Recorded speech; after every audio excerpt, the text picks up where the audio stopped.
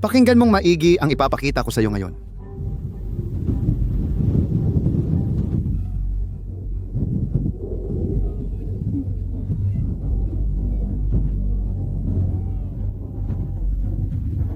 Ang nakita mo lang ay isang bomba na JDAM.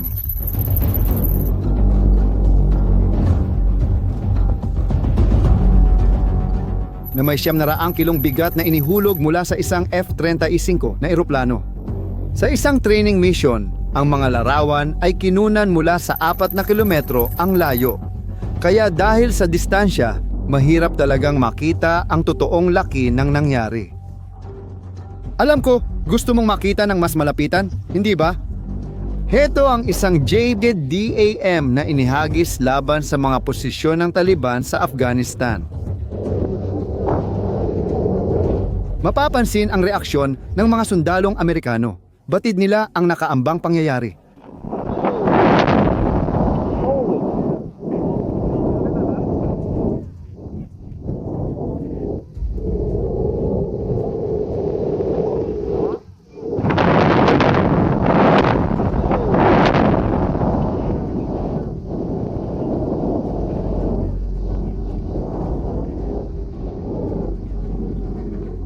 Pero para talagang maintindihan mo ang matinding epekto ng sandatang ito, ipapakita ko sa iyo ang isang JDAM ng mas malapitan. At sa pagkakataong ito, tinamaan nito ang isang pabrika ng bala na lubos na walang laman.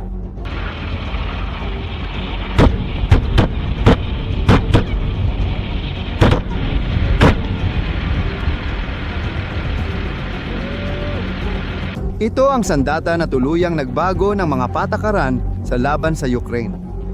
Dahil isang bomba lang na ganito na inihulog mula sa isang Soviet na jet noong dekada 80 ay hindi lang sumira ng isang estratehikong tulay ng Russia, kundi gumawa rin ng isang bagay na walang sino man ang nag-akala na posible. Pinilit nito ang pinaka-advanced na air defense system ng Russia na gumawa ng isang imposibleng desisyon. Isang pagpili sa pagitan ng dalawang opsyon at pareho nitong ibig sabihin ay pagkatalo. Paano nagawa ng isang Amerikanong bomba na inihulog mula sa isang Soviet na eroplano na mailagay sa checkmate ang pagmamalaking militar ng Russia? Ang sagot ay siguradong magugulat ka. Para maintindihan kung paano ito nangyari, kailangan kong ikwento sa iyo ang tungkol sa isang pag-atake na naganap noong Hulyo ngayong taon sa isang tulay na itinuturing na napaka-estratehiko sa rehiyon ng Zaporizhia.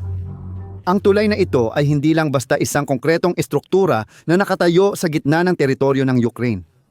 Mas higit pa roon ang kahalagahan nito. Ito ang gulugod na nagpapanatiling buhay sa buong operasyong militar ng Russia sa timog ng Ukraine. Isipin mo ang isang pangunahing ugat sa iyong katawan.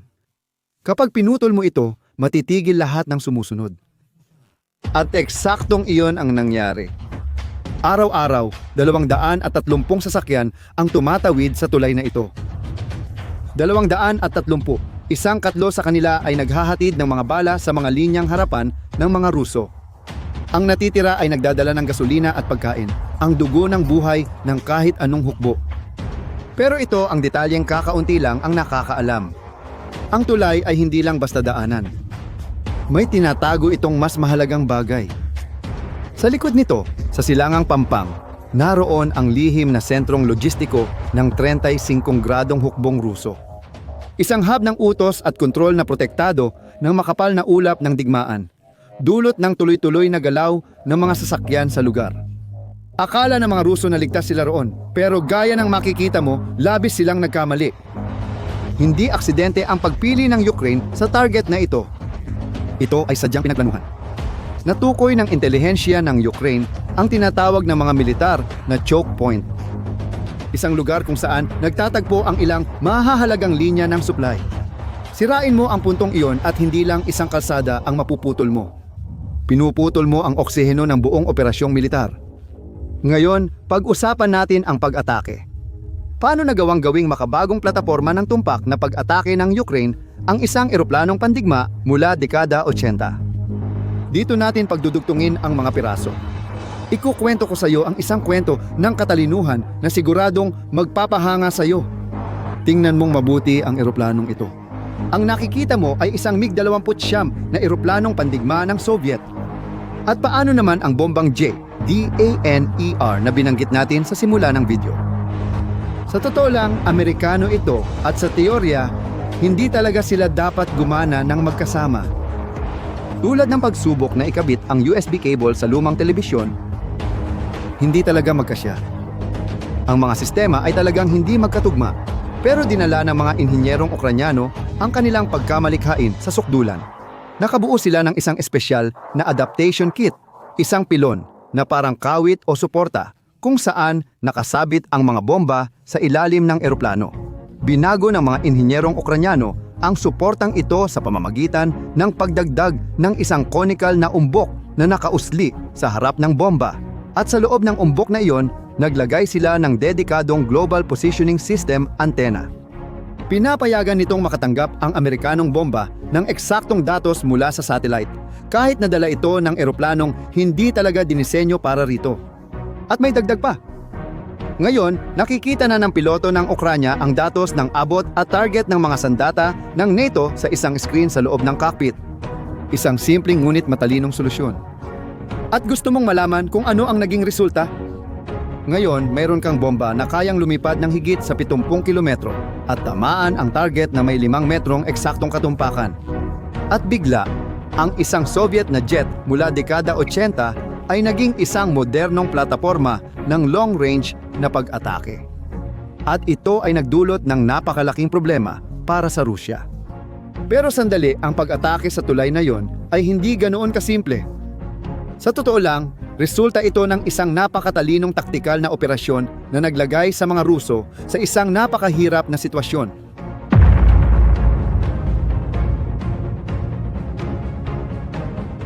At dito nagsisimula talagang maging interesante ang kwento.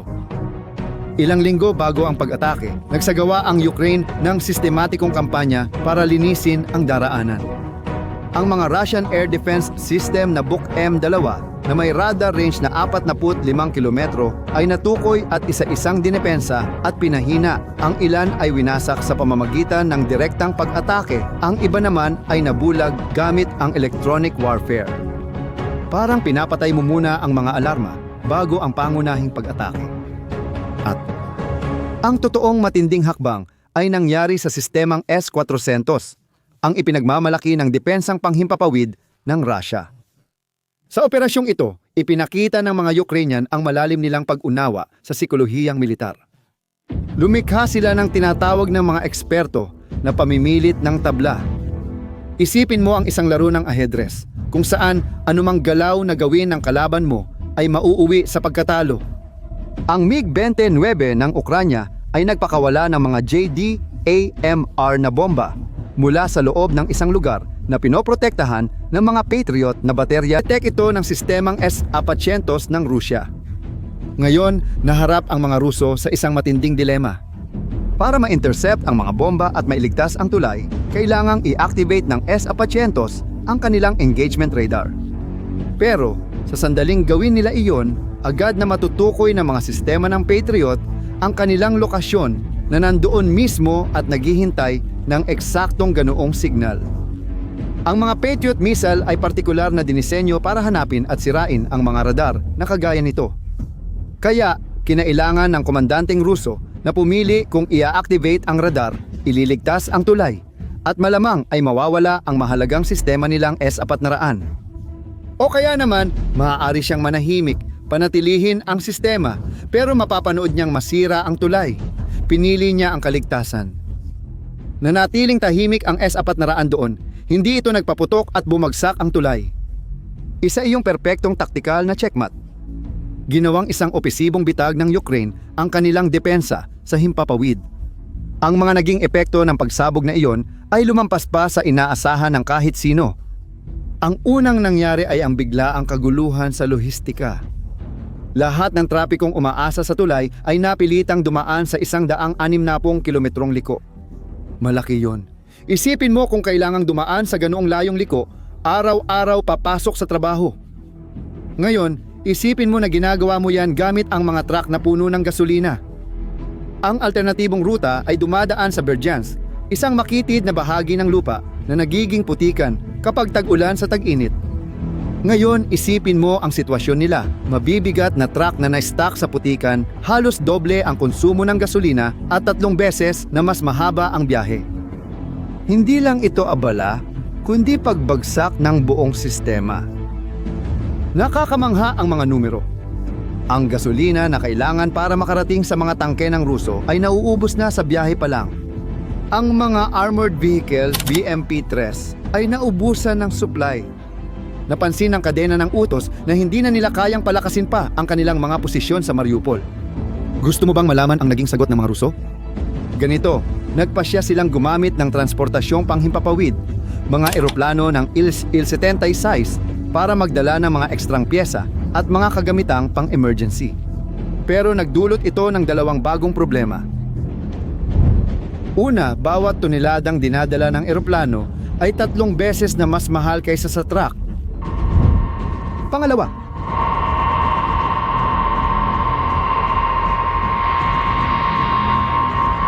ang malalaki at mababagal na target tulad ng UIL-76 ay napakadaling makita at pabagsakin. Pero hindi doon natapos ang kaguluhan. Ang tulay ay isa ring mahalagang ugat para sa supply ng mga sibilyan. Ang mga refrigerated na truck na nagdadala ng pagkain mula Donbas papuntang Crimea ay napilitang dumaan din sa parehong 100 at 60 kilometrong pagliko.